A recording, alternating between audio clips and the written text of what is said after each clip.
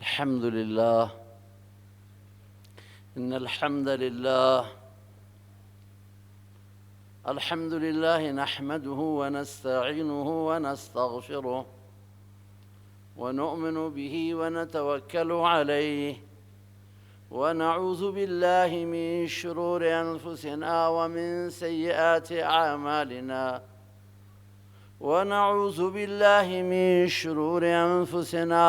ومن سيئات أعمالنا من يهده الله فلا مضل له ومن يضلله فلا هادي له ونشهد أن لا إله إلا الله ونشهد أن سيدنا ومولانا محمدا عبده ورسوله صلى الله تعالى عليه وعلى آله وصحبه وأزواجه وذريته أجمعين وبارك وسلم تسليما كثيرا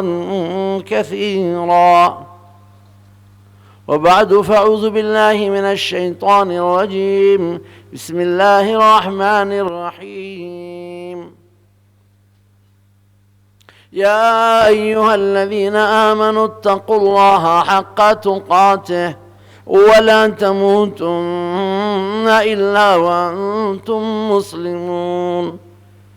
وقال تعالى في مقام آخر: يا أيها الذين آمنوا ادخلوا في السلم كافة ولا تتبعوا خطوات الشيطان إنه لكم عدو مبين. وعن أمير المؤمنين سيدنا عمر بن الخطاب رضي الله تعالى عنه قال: سمعت رسول الله صلى الله عليه وسلم يقول: إنما الأعمال بالنيات وإنما لامرئ ما نوى، أو كما قال عليه الصلاة والسلام. درود شريف بخونیم. اللهم صل على سيدنا محمد وعلى آل محمد كما صليت على إبراهيم وعلى آل إبراهيم في العالمين إنك حميد مجيد. اللهم بارك على سيدنا محمد وعلى آل محمد كما باركت على إبراهيم وعلى آل إبراهيم في العالمين إنك حميد مجيد. اللهم سبحانك لا علم لنا إلا ما علمتنا إنك أنت العليم الحكيم. رب اشرح لي صدري ويسر لي أمري واحلل عقدة من لساني يفقهوا قولي. بعدم درود بخونیم عزیزم. اللهم صل علی النبی المی. فرمود شب جمعه و رود جمعه بر من درود بخوانید، درود شما بر من عرضه می شود. رسول الله توصیه فرمودند سعی کنیم که حداقل 1000 درود در شب، حداقلش 1000 در روز، و بیشتر بکنیم چه بهتر است. حکایت کردند از بزرگی که روزانه 5000 درود میخواند. بر هر درودی 10 رحمت نازل می شود بر سر من و شما، 10 گناه معاف می شود، 10 درجه ارتقا می یابیم، 10 نیکی در پرونده نوشته می شود در نامه اعمال. پس درود بخونیم. اللهم صل علی سیدنا محمد و علی آل محمد.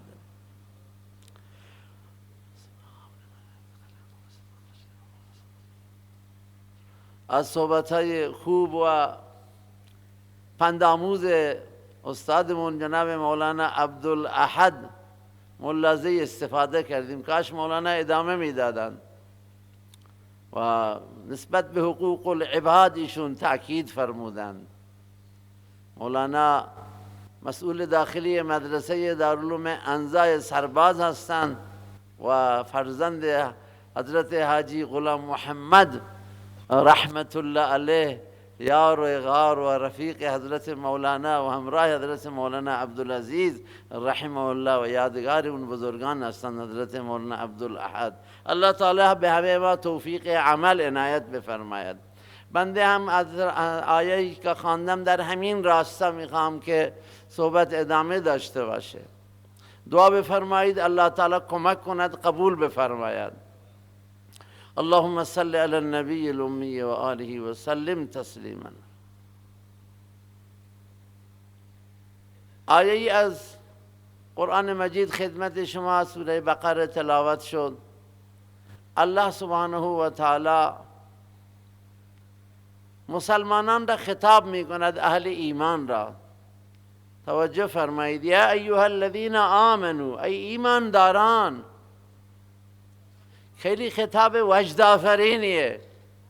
ای کسانی که شما از شرک فاصله گرفتید، از کفر فاصله گرفتید، از نفاق فاصله گرفتید، دور شدید. اینا سه تا چیزند که ضد ایمانند. کفر ضد ایمانه، شرک یعنی کسی را با الله شریک کردن، او را ندا و صدا کردن برای حاجتهای خود ماوراء الغیب و فوق الاسباب، او را حاجت روا و مشکل گشا دانستن، برای او عبادت مالی و جانی و عبادتهای بدنی انجام دادن. این شرک. کفر یعنی انکاره و نفاق درویی که ظاهراً خود را مسلمان جا میزند، ادعای اسلام دارد، اما حقیقتا مسلمان نیست. هدفش این است که استفاده کند از وضعیت موجود و بهره بگیرد از مزایایی که مسلمانان دارند، از اونا بهره بگیره. این منافقه، این درویه، این حقیقت ندارد. منافقون محکومند، کافران محکومند، مشرکان محکومند، مطرودند، ملعونند، معذبند در دنیا و آخرت. الله تعالی میفرماید ای مسلمانان، ای ایماندارانی که شما از این سه گروه نیستید، یا ایها الذین آمنوا ادخلوا فی السلم کافه. شما که کافر نیستید، شما مسلمانید، شما منافق نیستید. شما از شما مطالبه هست. خواسته الله از شما چیه؟ مطالبه اسلام از شما چیه؟ مطالبه قرآن از شما چیه؟ مطالبه محمد رسول الله از شما چیه؟ ادخلوا فی السلم کافه، کاملا در اسلام داخل شوید. مسلمان واقعی باشید، مسلمان کامل باشید. مسلمان ناقص داریم، مسلمان کامل داریم. هستند انسانهایی که بر یک بعد اسلام عمل می کنند. بزرگان اهل تفسیر، اهل معرفت، اسلام شناسان، راسخان فی العلم گفتند اسلام 5 شعبه معروف دارد. 1 عقاید، عقیده ها، باورها اسلامی بشه. 2 عبادات ما همیشه اسلامی بشه و برای الله بشه، قرآنی بشه، اسلامی بشه، طبق سنت محمد رسول الله بشود. 3 اسلام کامل اینه که معاملات ما، داد و ستد ما، بده بستان ما، این طبق حکم الله باشه، طبق حکم و دستور قرآن باشه، طبق احکام شریعت باشه. 3 چهارمین اینه که معاشره ما، روش زندگی ما، برخورد ما با همسایه، با خانواده، همسر با شوهر، با همسر، همسر با شوهر، پدر و مادر، در اجتماع، در بازار، با همنشین، با همراه چطوری زندگی بکنیم؟ همونه که حضرت مولانا فرمودند که المسلم من سلم المسلمون من لسانه و یده. طوری زندگی کن که هیچ اذیت و آزاری از دست تو به هیچ کسی نرسد. بهشت آنجاست که آزاری نباشد، کسی را با کسی کاری نباشد. اما 5مین شعبه چی عزیزان؟ اخلاق ما اسلامی باشه، اخلاق ما قرآنی باشه. اگر یکی به آن 4 شعبه عمل کرده، ماشاءالله در عقیده خیلی پخته، باورهاش خوبه، ولی در معامله ضعیفه.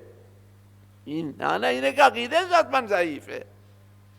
ربا میخوره در معامله، رشوت میستاند، کلاه بر سر مردم میگذارد، تقلب میکند، تو شیر آب مخلوط میکند. این کار معاملاتش خوب، معاملاتش حرام شد، حرام داخل شد. خیلی تاکید شده است. حضرت رسول فرمود یه زمانی فرا میرسد انسان بی پروا میشود، امن الحلال هذا امن الحرام. اصلا نمیپرسد این حلاله یا حرامه، حق دیگره حق خودمه. ربا خار می شود، رشوت خار می شود، ظالم می شود، متقلب می شود، تقلب می کند. شما در این شهر می توانید شیر خالص پیدا کنید؟ ما اون شهر مسلمانانه، ماشاءالله می مسلمان شدید. دو سه تا سک شاید اینجا باشه، شاید نزد اونها چیزی گیر بیاد، چون اونها به بعضی از چیزها مقید هستند. اما شیر خالصی یعنی اگر من بشم کجاه خیلی به ندرت گیر میاد. این ناخالصی چیه؟ این ناخالصی یعنی مسلمان ناخالصه. عجیب سروران گرامی، وقت کوتاهه. قرآن مجید دقت فرمایید، اولین سوره بعد از فاتحه بقره. در بقره اول الله سبحانه و تعالی اوصاف و صفات مسلمانان را بیان کرد در چند آیه، بعد از آن کافران را که اونها بر گوشهایشون، بر دلهایشون مور، گوشهایشون مور و چشمهایشون پرده از این کافران. این هم خیلی مختصر بیان کرد. اما بعد گروه سوم که بیانش میشه، و من الناس من یقول آمنا بالله و بالیوم الاخر و ما هم بمؤمنین. عده‌ای هستند که ادعای ایمان دارند، میگویند ما به الله ایمان داریم، ما آخرت را قبول داریم. الله میفرماید و ما هم بمؤمنین، اینها مؤمن نیستند. يخادعون الله والذين آمنوا وما يخدعون إلا أنفسهم وما يشعرون. اینا میخواهند الله را فریب بدهند، اینا میخواهند سر مسلمانان کلاه بگذارند، در صورتی که اینا غلط میاندیشند، غلط میپندارند، اشتباه کردند. الله فریب نمیخورد، مسلمان واقعی فریب نمیخورد الا یه جایی باشه. و ما یخدعون الا انفسهم، اینها خود را فریب میدن، خود فریبی میکنند. وای به حال انسانی که با کردش، با عمل کردش خودش را بفریبد و فکر میکند که من دیگران را فریب میدهم. بعد الله سبحانه و تعالی این بحث را به درازا کشیده. حدود 20 اینجا مولانا استاد تفسیر، بیش از 20 آیه، حدوداً 20 آیه الله تعالی در این باره بحث مسلمانان را مختصر کرد. چرا؟ که در آینده مبادا مدعیان اسلام دم از اسلام بزنند و از حقیقت عاری و خالی باشند. و همین هستند که به دنیا ضربه میزنند، همین هستند که به اسلام ضربه میزنند. لذا معلوم میشه الله خالصی را دوست داره، ناخالص، شیر ناخالصه شما دوست ندارید، شما جنس قلابی را دوست ندارید. اگر درباره کارخانه ای خبر بشید که این جنس قلابی عرضه میکند، اگر درباره مغازه‌داری شیر ناخالص عرضه میکنند، اون منفور میشود، او مطرود میشود، مغازهش کاسد میشود. شما هم به دیده انکار و نفرت او را نگاه میکنید. لذا عزیزان گرامی، الله مسلمان کامل میخواد، الله تعالی مسلمان خالص میخواد، الله مسلمان پاک میخواد. و عرض معذرت با تعصب باید گفت که امروز خیلی از مسلمانان سنگ راه شدند بین اسلام و بین انسانها. یعنی عمل کرد طوریه، اخلاق طوریه، معاشره و روش زندگی طوریه، معاملات تقلبی طوریه که کافران مطالعه میکنند اسلام را. نه همه البته مکین توز داریم، مغرض داریم، ولی بسیاری دنبال حقیقت و جستجو هستند. اما زندگی مسلمانان، اخلاق مسلمانان مانع می شود که اینها در اسلام بیایند. لذا عزیزان گرامی، ما مسلمانان 3 نکته را رعایت کنیم. در هر حال مسلمان باشیم. دو، در هر جا مسلمان باشیم. سه، در هر وقت مسلمان باشیم. مسلمان روز جمعه فقط نباشیم. مسلمان معذرت میخوام مسلمان محرم فقط نباشیم. مسلمان فقط در کعبه الله که میریم اونجا مسلمانیم. حج همراه ما بود چند سال پیش، گفت حج ما قبول شد. گفتم انشاءالله قبوله، الله قبول کند. بعد گفت که یعنی ما حاجی شدیم. گفتیم بله، یعنی گناهان ما بخشوده شده، ما جنت میریم. گفتم انشاءالله امیدواریم حاجی آقا، شاید اینجا توی مجلس باشه انشاءالله. چند سال قبل بود. بعد گفت فکر نکنم که حج ما قبول بشه. گفتم چرا شک میکنید؟ گفت من یک بنگاهدار هستم. بعد روش تقلبی خود را خودش گفت که من اینجا نمیگویم، چون بگویم مبادا یکی بلد بشون که میدانه نمیدانه چرا از ما یاد بگیره. بعد چیزهایی گفت که منم شخ در آوردم. گفت من از تو که با من همراه حج من بودی اول تو را میفریبم. چرا که حالا شما یه حاجی را شناختی، اون من هستم، چند روز همراهت بودم، خوب لبیک میگفتم. حالا کسی میاد برای خرید ماشین میگه من دوستی دارم فلانی اونجا، برو آدرس میدی، شماره من میدی، من سر همون کلاه میگذارم. گفت میدونی چطور؟ بعد گفت اینجوری. به هر حال عزیزان گرامی، ما هر وقت مسلمان باشیم، چه منفعت ما ضرر بخوره، چه قوم ما ضربه ببینه، چه فامیل ما ضربه ببینه، چه خودم ضربه ببینم، چه ضرر وارد بشه، چه فایده کلانی مرا تطمیع کنه یا تهدید باشه، میترسانه. آقا هر وقت مسلمان، ریش سفید ما هر وقت مسلمان باشه، سردار ما مولوی صاحب فقط در منبر مسلمان نباشه، من هر پای خوبی میزنم سبحان الله، اما عمل من ضعیفه. عزیزان گرامی، الله اسلام کامل میخواد. این را الله فرمود که ادخلوا فی السلم. نکته ای داره علامه سید ابوالحسن ندوی میفرماد سلم به معنای اسلام و سلم به معنای صلح. ادخلوا فی السلم کافه، شما کاملا در اسلام داخل شد. یه معنیش اینه کاملا با خدا صلح کنید. اگر شما تخطی کردید، نافرمانی کردید، ربا خوردید، جنگ با خدای، صلح کنید با خدا، یعنی اسلام کامل.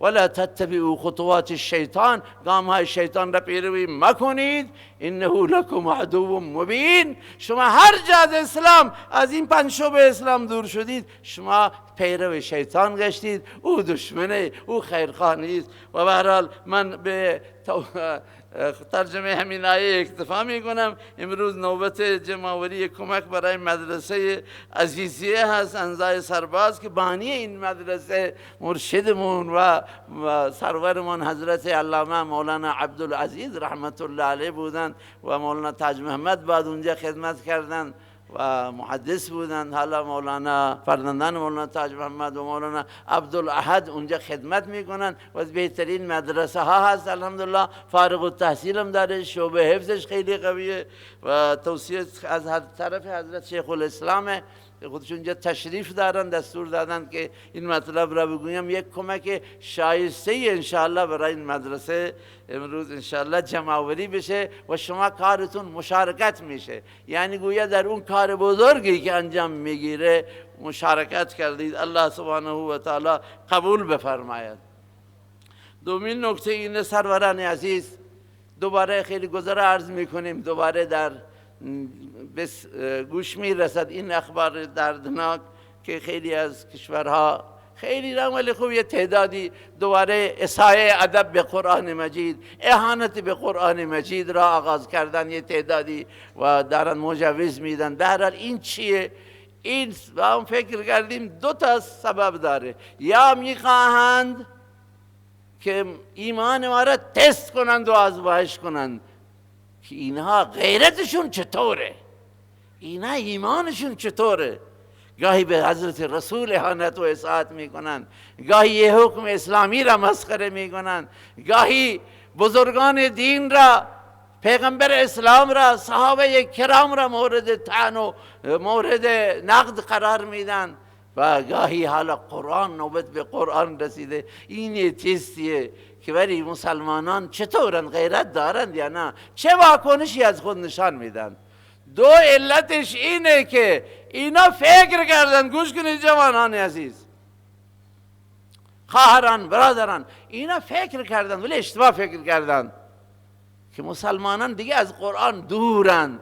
فکر کردن که مسلمان به تعلیم قرآن عمل نمیکنه، حالا حساس نیست، غیرتش رفته.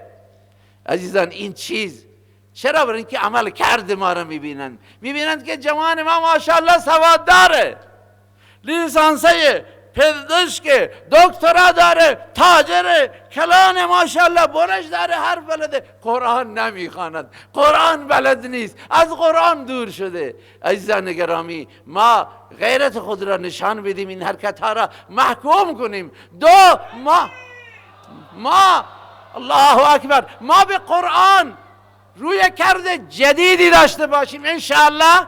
بنده از شما میخواهم، از طرف همه علما، ما از شما خواهش داریم و استدعا داریم و مطالبه داریم که انشاءالله هیچ صبحی نباشه که ما در اون صبحانه بخوریم و قرآن نخوانده باشیم.